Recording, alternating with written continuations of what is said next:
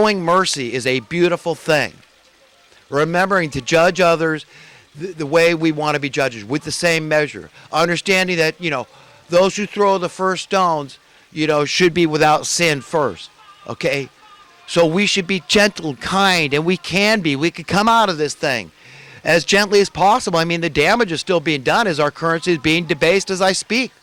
So it's getting worse. The Band-Aid's still being put on. It hasn't even started to be taken off yet. Okay, but there's more than two options. You can either rip the Band-Aid off and cause all this damage and destruction, of which I said I'm a proponent of, maybe, because it just be, take away all the welfare programs, let masses of people die out in the cold. And then we bind up our wounds from there, all the survivors from the social Darwinian occurrence of ripping the Band-Aid off. All the weak ones are done, and all we've got is strong people left to survive, and we're all going to be prosperous and rich and free and secure. And then there's the option of just pulling it off gently and tortuously, or gradually pulling it off slowly and slowly and slowly. And that's what they've been doing. That's what they've been doing. And look at this as a metaphor. I'm talking about the economic system, how they keep using one fraudulent program after another. Credit default swaps. We've got derivatives. We've got quantitative easing. We've got all these scams, one after another, keep lowering the interest rates. Now they're bringing in immigrants as the last-ditch effort to prop up the economy and keep us divided. It's a twofer. They cause a clash of civilization. It takes the focus off them, and they get to, prop up the economy for a little longer. Just keep the Ponzi scheme going a little while longer. Kick the can down the road a little while longer. Hope that these musical chairs of destruction, economic destruction, which is social destruction, and this is literally life and death because people die out in the cold from draconian economic principles, these social Darwinian economic principles. So understand what's going on here, what they are doing, and how they've got us at each other's throats, folks. These are an enemy of humanity. They're an enemy of Americans. Democrats, Republicans, conservatives, liberals, men, women, black, white, all of us, communists and capitalists, they hate us. They don't want things to work, but they've stretched this thing out about as long as they can. And in Britain choosing to leave the EU, this is like something out of the book of Revelations, where the head of the multi-headed beast of, this Hydra beast that's described, it gets this grievous wound on the head, one of the heads. So it's in trouble. These people are in trouble. What is written in the scriptures is that God frustrates the plans of the wicked and brings them to nothing. So you've got to be assured and be knowledgeable and confident. Have a mustard seed of faith, knowing that God is going to turn this thing around. It's a literal hand of God helping humanity to shine light on this thing. To say, no, the knowledge of truth and wisdom is coming to humanity, and there's nothing all the combined forces of darkness can do to stop this thing. So there's no practical reason, there's no logic for you to hate your enemy. We can love them and try to snatch them from the flames. Give them the benefit of the doubt. Reach out your hand. Reach out that olive branch and say, look, you may be evil, but I'm going to presume that you believe at least that you're for real. And I know that beliefs are powerful. This is the whole, people don't vote for a candidate they don't believe in, so they believe Hillary Clinton is the best. They don't know that she's a misogynist. It's not Donald Trump. They don't know that she's getting these millions of dollars from Saudi Arabia. These people are evil. They don't know that she's a part of this new world order cabal. And they've got designs on committing genocide on the planet as never before thought of in history. Because they don't need us anymore. They don't need consumers. They don't need the working class. Everything's in place to have automation and robotics and mechanization.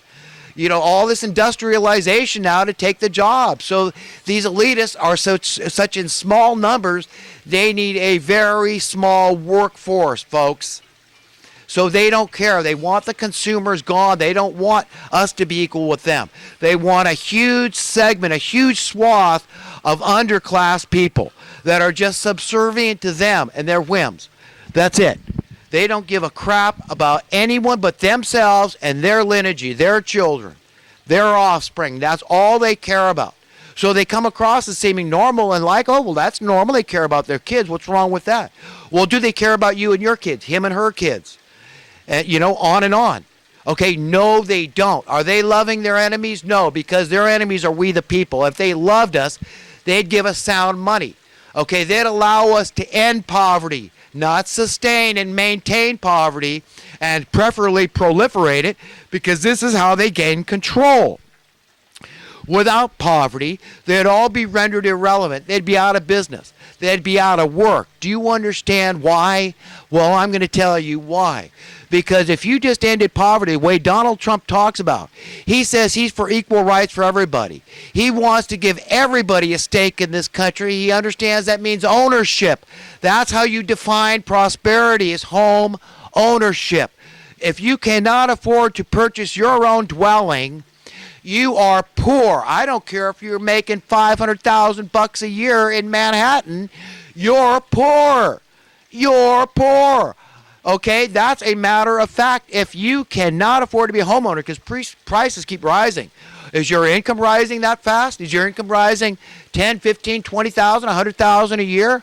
Are you ever going to be able to afford to be a homeowner? No, it's dwindling. It's going down. It's a lost cause. That's it. You didn't make the bandwagon. You didn't make the boat. You are poor, and no matter if you make $1 million a year, you're poverty-stricken. Understand that. You're running in the sand, and they keep on adding more and more loose sand. They keep raising the bar. Every time you think you're going to reach it, you're going to save any dough, your landlord's going to come in there and raise your taxes. That's what your rent is. And they're going to take it. These are revenue generators, revenue collectors for the IRS. And the IRS hands it over to the Federal Reserve, and they give it to China and here and there. They put it in their own pockets.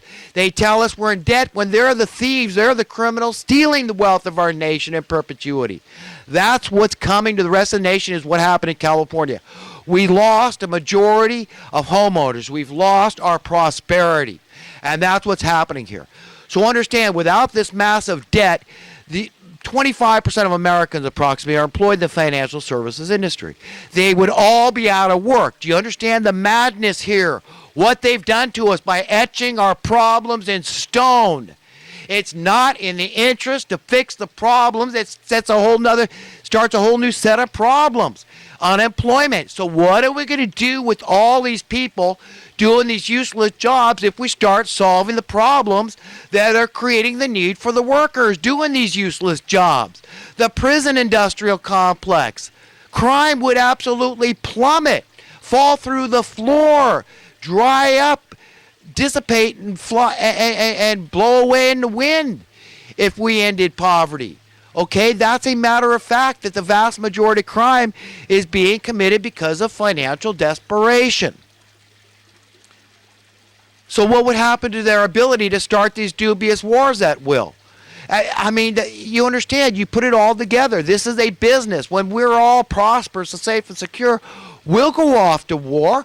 We're not going to let some psychopath like Hitler or Mussolini or Stalin or Lenin or Pol Pot or Mao or any of these other psychopaths that have, through our history, they've shown they're psychopaths. No, we're not going to let it happen. We're going to nip it at the bud. That's what we're going to do. That's what a man does. He goes out and protects the innocent. So then all these economically induced abortions would go away. And then their whole population, depopulation agenda would falter. Do you understand? These people would be nobody. Nobody. If everybody was rich, they'd be nobody, and everybody can be rich. The system would break down, and if you believe it would, you better prove it to me, and you can't. Show me. Show me where, if everybody was making $50,000, $100,000 a year, they're going to stop going to their job. No, but we'd get real. We'd start doing jobs that mattered out there, and your work week would plummet. So what am I saying? Big deal. Find out what you're going to do with your life. Find out what you're going to do with your time. But now I've laid out several reasons so far about why prosperity, why loving your enemies is, the thing to do. Remember, you don't want to mock God. If he says that you should do this, you should do it. Consider the freedom. When you love your enemies, they're no longer living in your head, getting free rent in your head. You say, you know what? Your day is coming. I know all you people that love your lives in this world, you money lovers, you unmitigated money lovers out there, reveling in your position and place in this world, all the power you have through your financial welfare. You're being well healed and prosperous and secure and saying, screw you to everybody else, can't worry about you, social Darwinian economics. I guess I'm just more blessed than you. Well, remember, folks, I can be at peace with you because I know your comeuppance is coming. Your day of reckoning is coming one way or another as knowledge and truth keeps growing, and there's not a damn thing anybody can stop. It's coming. People are becoming economically educated. They're starting